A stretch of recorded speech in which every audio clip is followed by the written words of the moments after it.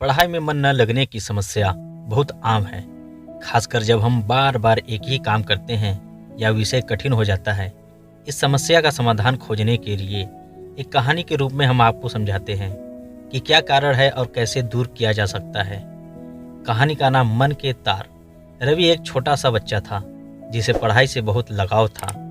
जब वो छोटा था तो किताबों में डूबकर घंटों बिताया करता था, लेकिन जैसे जैसे वह बड़ा हुआ उसकी पढ़ाई के प्रति रुचि कम होती गई।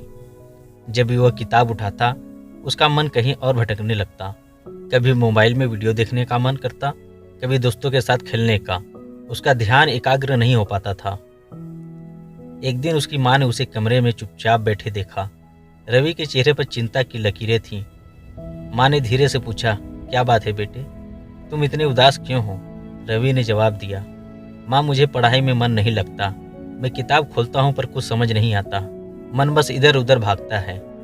माँ ने मुस्कुराते हुए कहा, यह तो कोई बड़ी बात नहीं है बेटा, हर किसी के साथ ऐसा होता है। जब मन किसी काम में नहीं लगता तो हमें उसे समझने और सुधारने के तरीके ढूंढने चाहिए।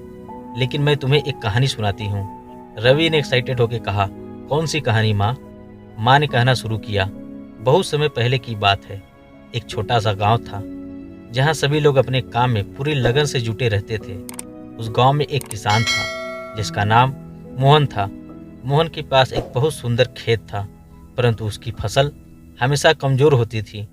जब भी वह खेत में मेहनत करता उसका ध्यान कहीं और चला जाता। कभी वह सोचता आज कितनी गर्मी है, तो कभी कितने बादल छाए हुए हैं। वह ठीक से काम नहीं कर पाता था और उसकी फसल खराब हो जाती थी। एक दिन एक बुद्धिमान साधु गांव में आया। मोहन ने साधु से अपनी समस्या बताई और कहा, मुझे खेत में मन नहीं लगता। मैं मेहनत तो करता हूँ पर ध्यान नहीं रहता। साधु ने मुस्कुराते हुए कहा, यह तो बड़ी आम समस्या है। तुम जब भी खेत में काम करो अपने मन को पूरी तरह से उस काम में लगाओ। ध्यान भटकेगा तो उसे प्यार से वापस काम पर लगाओ। धीरे धीरे तुम्हारा मन काम में रम जाएगा। साधु की यह बात सुनकर मोहन ने उसे अपनाया और हर दिन ध्यान लगाकर काम करने लगा।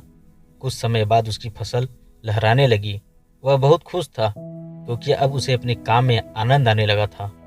रवि ध्यान से कहानी सुन रहा था।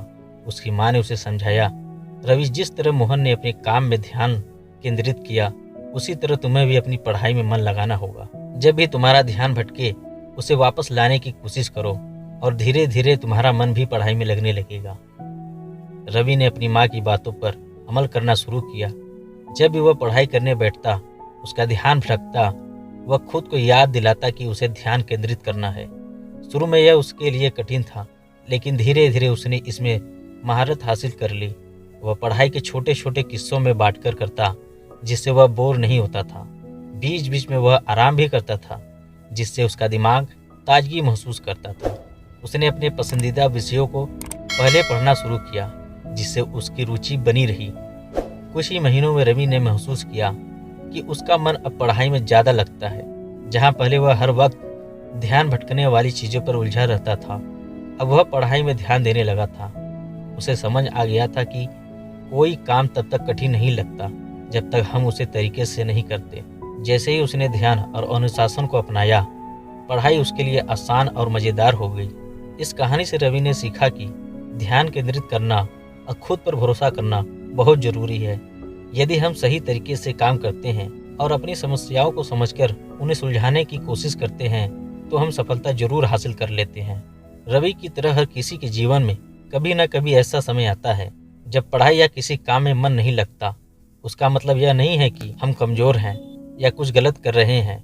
इसका समाधान अनुशासन, सही तरीके से काम करना और धैर्य रखना। जब हम छोटे छोटे कदम लेकर आगे बढ़ते हैं तो धीरे धीरे हमारा मन खुद ब खुद काम में लगने लगता है।